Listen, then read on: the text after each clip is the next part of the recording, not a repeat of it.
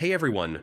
In this guide, I'm going to show you how to add a message to customers and also customize the footer text on invoices in QuickBooks Online using the 2026 layout. So first, open your browser, go to quickbooks.com, click Sign In, enter your email and password, and once the dashboard loads, we're ready to update your invoice settings.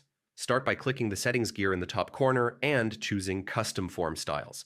This is where QuickBooks lets you control the look, layout, and text that appear on every invoice you send. Open your active invoice style, usually the standard one, and click Edit. Inside the editor, you'll see tabs for design, content, and emails. The Content tab is where all the message fields live. Click the middle section of the invoice preview, and on the right, you'll find a field called Message to Customer.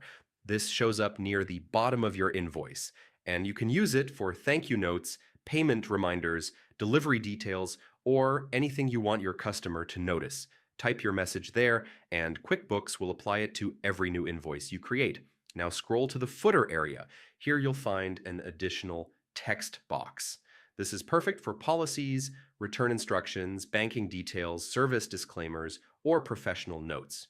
You can keep it short or add a little more detail. QuickBooks formats it neatly so your invoice stays clean and readable.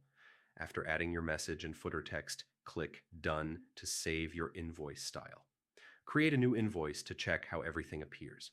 If you want a message that only shows on a single invoice, not all of them, open the invoice form and edit the message on invoice box at the bottom.